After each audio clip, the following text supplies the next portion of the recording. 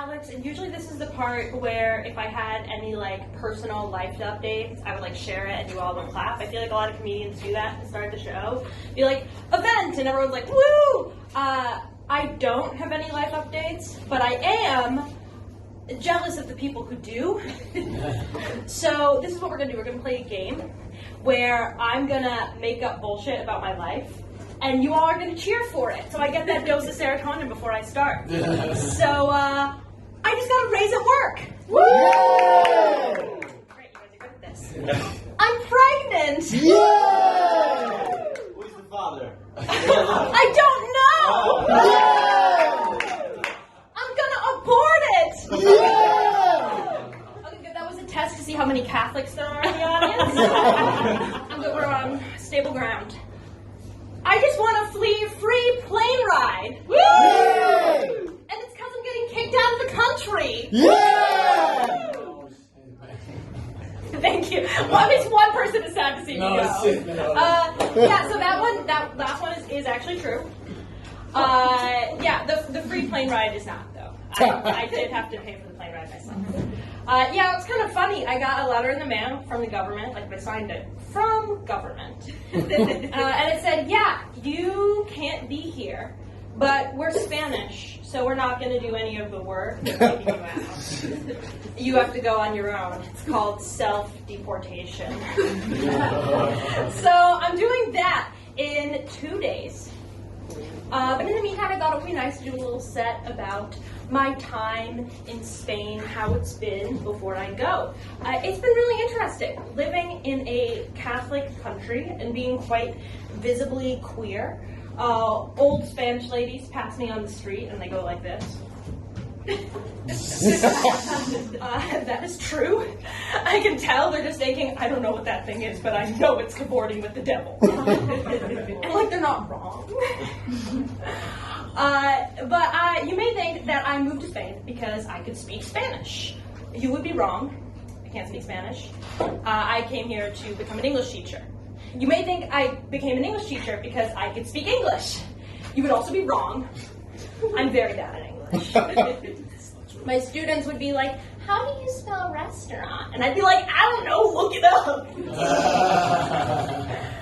I got paid $1,000 a month by the Spanish government just to tell kids to Google shit. I was pretty good at it, too.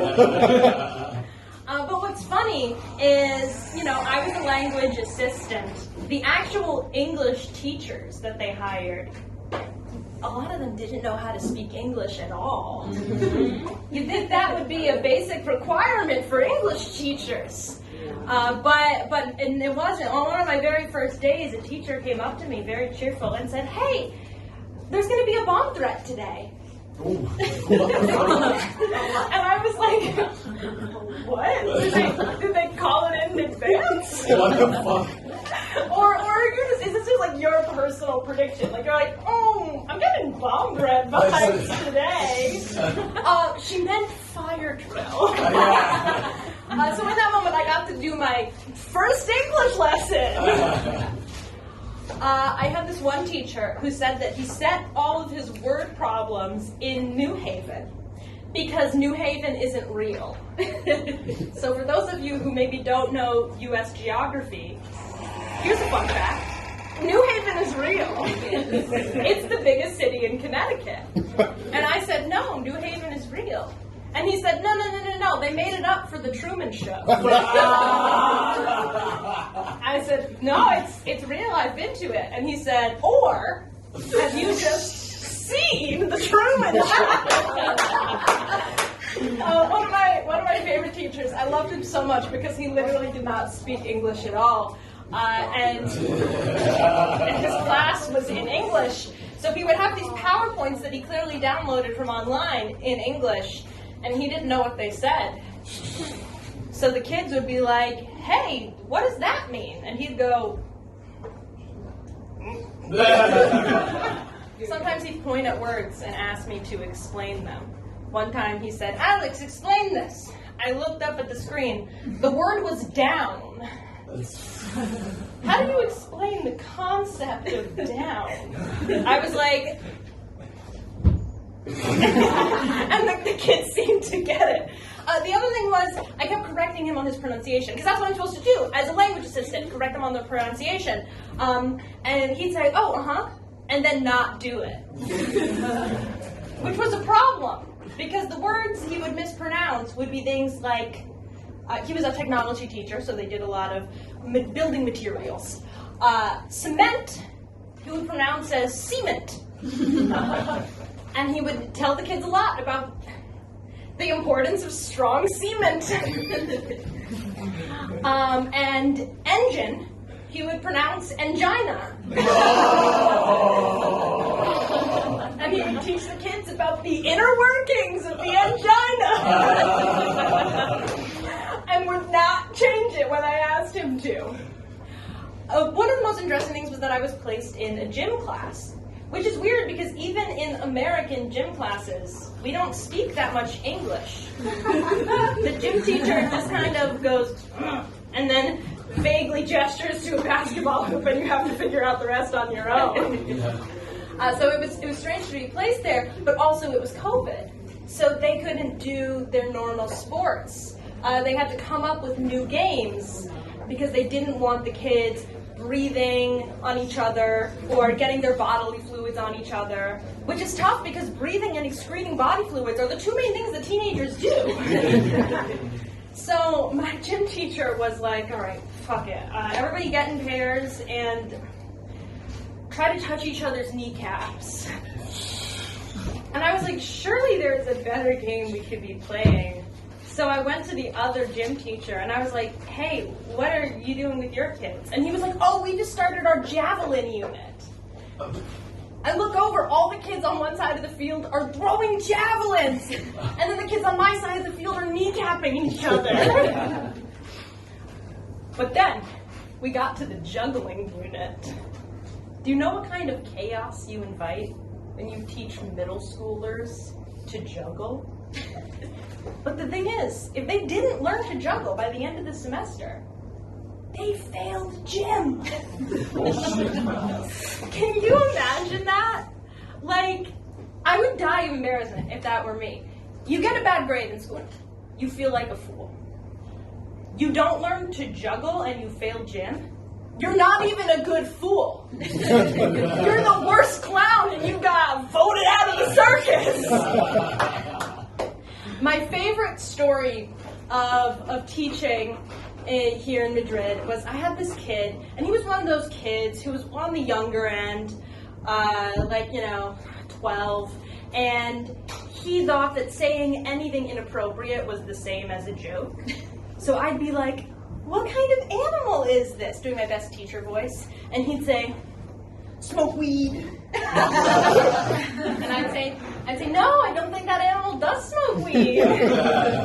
Or I'd say, what's your favorite restaurant? And he'd say, Pornhub. And I'd say, I don't think they serve food there.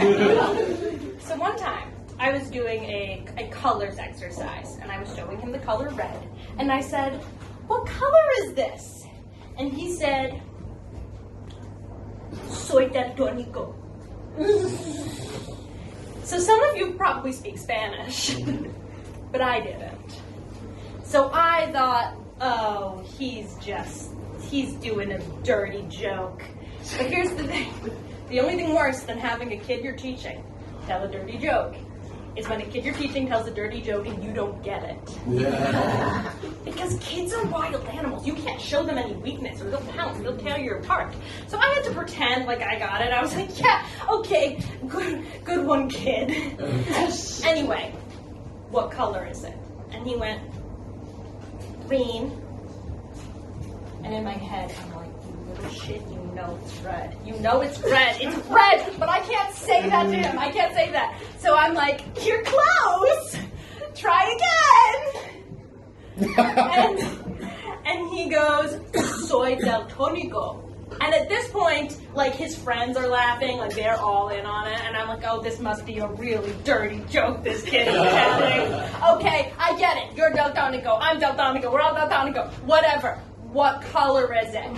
And he goes, it's green. I go, it's red. It's red. It's obviously red. And he goes, I give up. I look it up on Google Translate. He was saying he was colorblind. So, from this kid's perspective, I was saying, what color is it? Oh, I bet you don't know, you colorblind little bitch. Okay, I got one real quick one at the end. Can I throw in a real quick one to tie it up? Okay, great. This is my last story. I was in an ethical values class. So for those of you who don't know, ethical values is what they offer instead of Catholicism. So it's like you can either take a class and learn some morals and values, or you could take a class and learn the wrong morals and values. At least according to those Spanish ladies who see me on the street, right? So I was teaching them the trolley problem in ethical values. So for those of you who don't know, the trolley problem is you've got 5 people who are going to get run over by a trolley. If you pull the lever, only one person gets run over by a trolley. Is it ethical to pull that lever? Okay, real quick, how do you solve the trolley problem? Do you pull the lever? No. You don't pull the lever? No. Okay. You don't pull the lever, you let it run over the 5 people. Alright, fair. Objectively the wrong answer. I'm kidding, it's not. Ethical dilemmas have no right or wrong answer. So I'm teaching them the problem, and one kid raises his hand. And he goes, is it my dad? Oh, no. I say, no, it's not your dad. And then the kid says, okay, I let it run over the 5 people. And I say, okay, why? And this kid looks me dead in the eyes and he goes, more for me to eat. Oh, shit. And so I say, okay, you know what? Class is over, because I don't know how to go on living after hearing that. Okay,